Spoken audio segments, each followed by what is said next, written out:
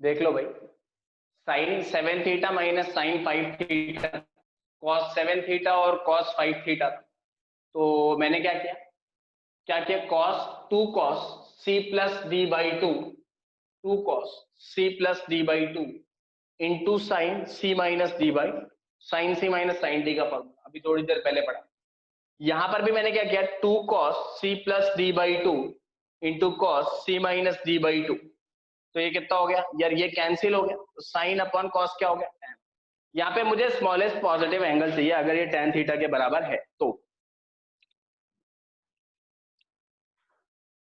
इधर पे इस क्वेश्चन को सॉल्व करना है, कुछ लिखा हुआ है sine 1 sine 3 sine 5 sine 7 cos 1 cos 3 cos 5 cos 7 denominator में। इसमें भी थोड़ा लॉजिक लगाओ। I will give you a hint, club this, जो पहला वाला और आखिरी वाले को क्लब करो और बीच के दोनों को क्लब करो साथ में, and use sine C plus sine D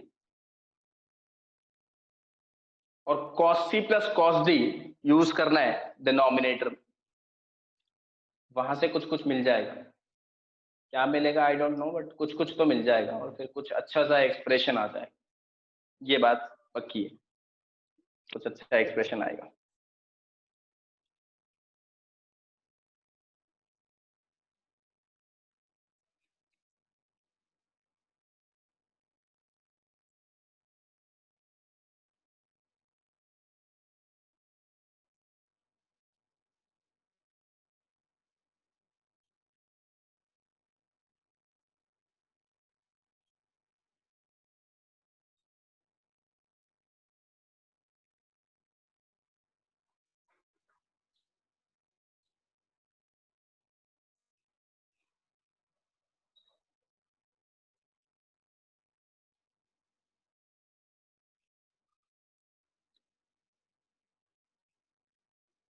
done, second वाला क्वेश्चन हो गया। यार जो लोग फर्स्ट टाइम पढ़ रहे हैं ना ट्रिग्नोमेट्री, उन लोग को थोड़ी दिक्कत आ रही होगी अभी, मतलब ये क्वेश्चन करने में। इसलिए आप बस फॉर्मूला वैसे लगाना है, वैसे तो केवल फॉर्मूला लगाना है, ये वाले का इस वाले के साथ, इस वाले का इस वाले के साथ, थोड़ा लॉजिकली आई स्टार्ट।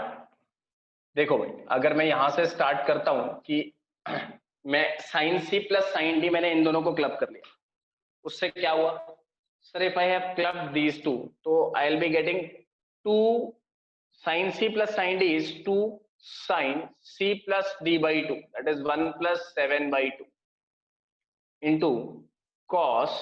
अच्छा, इफ आई राइट 1 माइनस 7 और 7 माइनस 1, कॉस के अंदर नेगेटिव एंगल का कोई फर्क नहीं पड़ता, तो I will write it like this 7 minus 1 by two plus sine C plus sine D is 2, फिर से वापस 2 sine C plus D by two, that is 3 plus 5 by two into cos of 3 या 5 माइनस 3 बाई, ठीक है। अच्छा, आप इसको 7 plus 1 ही लिखो, वरना सम पीपल विल से कि सर ये तो कुछ अलग ही हो रहा है, 5 प्लस 3 ही लिखो इसको, ठीक है। So now it is okay, A plus B A minus B, ऐसा कुछ है। और in the denominator also I am clubbing these two together, और इन दोनों को टुगेदर, तो डिवाइड कर दिया तो क्या हुआ, डिवाइड करने से क्या हुआ, cos c plus cos d, that is 2 cos c plus d by 2, 7 plus 1 by 2 into cos 7 minus 1 by 2 plus 2 cos 5 plus 3 by 2 into cos 5 minus 3 by 2। Okay okay. अच्छा, आप सोच रहे हो कि सर आप ऐसे ही क्यों चल रहे हो, ऐसे चल रहा हूं तो उससे एक स्टेप में आंसर आ जाएगा, वरना एक दो स्टेप और लगेंगे, ठीक है, वो भी करके बता दूंगा। तो 7 प्लस 1 कितना हुआ, 8, 8 बाई 2 इज 4, तो साइन 4 डिग्री, साइन 4 डिग्री, तो 2 sine 4 degree is outside and you are left with cos 3 degree plus cos 1 degree. Divided by, यहाँ पे 2 cos 4 डिग्री कॉमन आ जाएगा and inside is left cos 3 degree plus cos 1 degree, तो ये पूरा cancel हो गया 2 and 2, so you are left with and 4 degree और स्मॉलेस्ट पॉजिटिव एंगल चाहिए 4 डिग्री है, 180 ऐड कर दो, so it will be 184 degree. अच्छा, आप होमवर्क में एक काम करना है, इसको ना दूसरे तरीके से स्टार्ट करना, मतलब आप ऐसा करना, आप साइन 1 था ना और साइन 3 था ना और साइन 5 था ना और फिर साइन 7 था, आप स्टार्ट करना इन दोनों को क्लब कर देना, फिर स्टार्ट करना, कॉमन तो आएगा, नो डाउट कॉमन तो आएगा, लेकिन अंदर वाले में वापस sine C plus sine D लगाना पड़ेगा, तब आंसर आएगा। तो इसमें 2 स्टेप लग रहे थे, इसमें एक ही स्टेप लगेगा। ये धीरे धीरे आपको समझ में आ जाएगी कि कैसे स्टार्ट करना चाहिए प्रॉब्लम। ठीक है, आप वैसे भी जाओगे तो भी आपका आंसर आ जाएगा, आंसर में कोई प्रॉब्लम नहीं आएगी।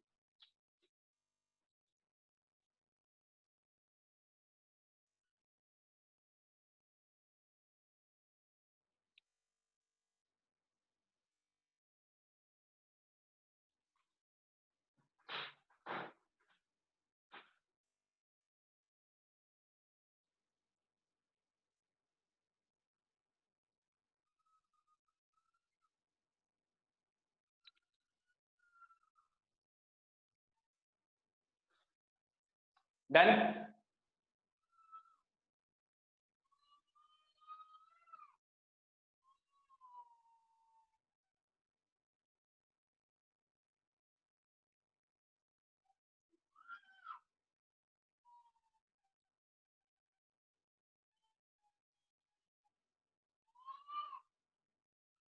Okay, so last problem of the day,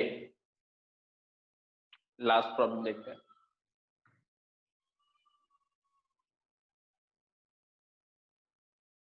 Sin alpha is given as, question is sin alpha is given as let's say 4 by 5, and sin beta is given as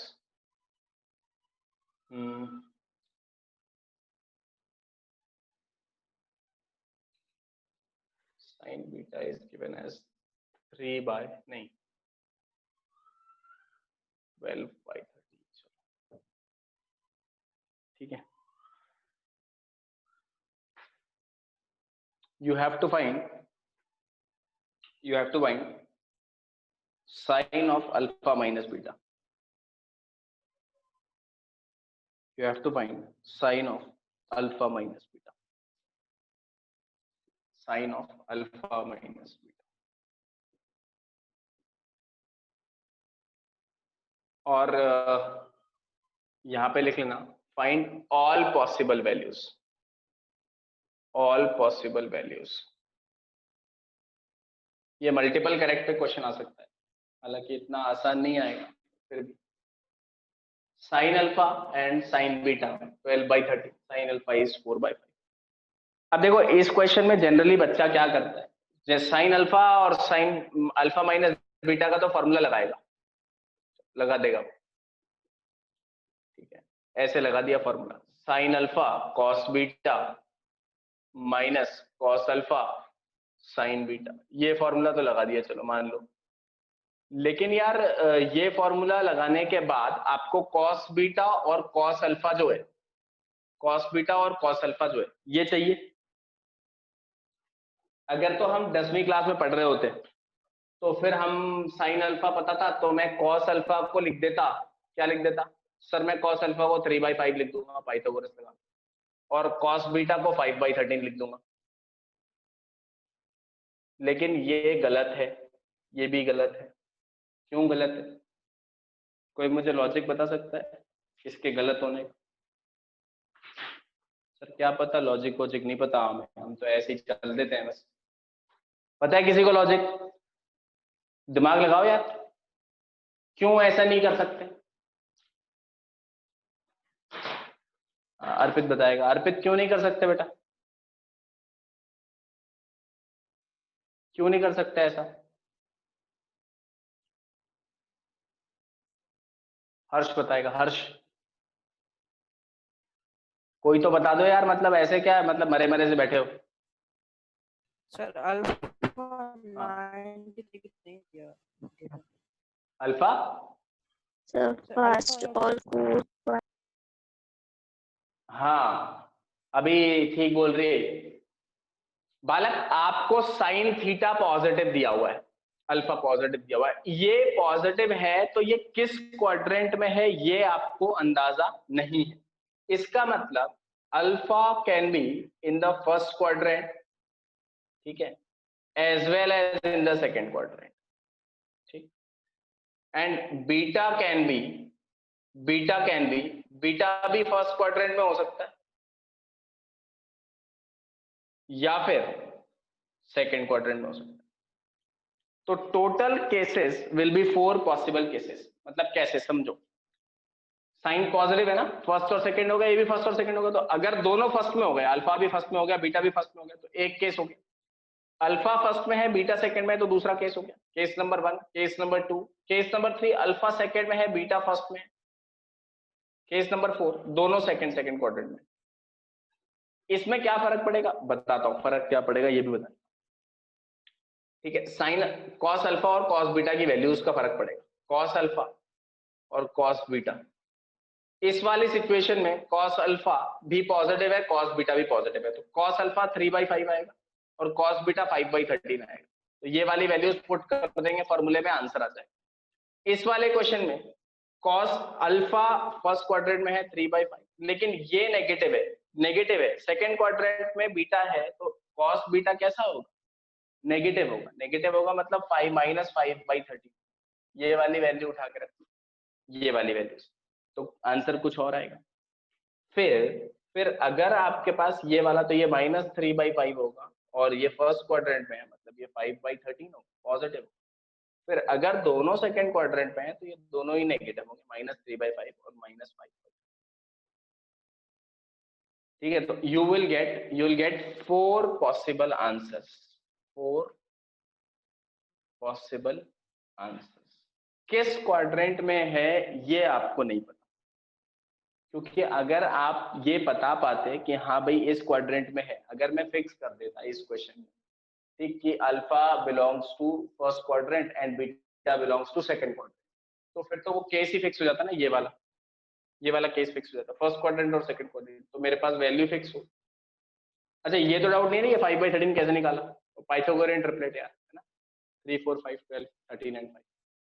तो इसका मतलब क्या हुआ कि we will have 4 possible cases, और हो सकता है अगर मल्टीपल करेक्ट में आता तो 4 ऑप्शंस दिए होते और चारों के चारों सही, ऐसा भी हो सकता है, या 2 सही होते, है ना। तो मतलब आंसर तो आपके पास पॉसिबल कितने हैं, 4 पॉसिबल आंसर, 4 पॉसिबल आंसर्स। आप चाहो तो सॉल्व करके देख सकते हो, बट मतलब कॉन्सेप्ट वाइज क्या चीज है कि अगर अल्फा और बीटा के क्वाड्रेंट्स नहीं दिए हुए, फर्स्ट में है, सेकंड में है, किस में है, तो वो आपको मानना पड़ेगा, अज्यूम करना पड़ेगा इसके क्वाड्रेंट्स। तो first quadrant second quadrant, second quadrant first quadrant and second quadrant second quadrant, cases बनाने पड़ेंगे। 4 के अलावा और कोई केस पॉसिबल है क्या, और कोई केस पॉसिबल है क्या इन चारों के अलावा? No other cases possible. तो यही 4 केस पॉसिबल है, तो 4 possible answers you will gate.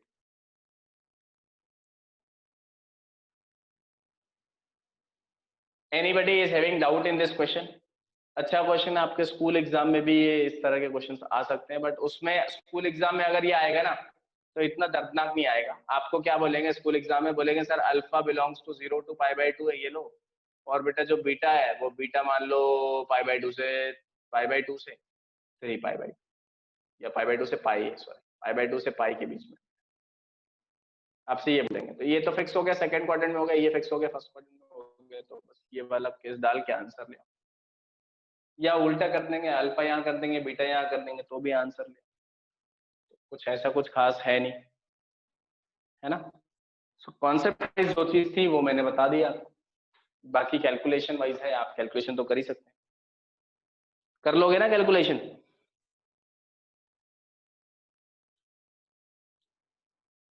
अब बताओ अभी तक के जितने भी क्वेश्चंस करे हैं उसमें क्या डाउट है, क्योंकि अब धीरे धीरे और थोड़ा सा स्लाइटली टफ क्वेश्चंस में हम जाएंगे। देख लो, if you have any doubt you can ask me. पूछ लो अभी तक के कोई भी क्वेश्चंस में डाउट हो या किसी पॉइंट में डाउट हो, प्रीवियस वाले किसी भी पॉइंट में डाउट हो, चेक कर लो। कॉपी होगी ना आपके पास? कॉपी तो बना रहे हो ना, पता लगे आप स्क्रीनशॉट खेल रहे हो। अरे जनता का भरोसा नहीं, स्क्रीनशॉट खेल रही हो, स्क्रीनशॉट ले लिया सर, फोल्डर बना लिया, अब बाद में देखेंगे। तो बाद में देखोगे तो फिर ढूंढते रह जाओगे कहाँ पर है क्या चीज है, उसको लिखना जरूरी है।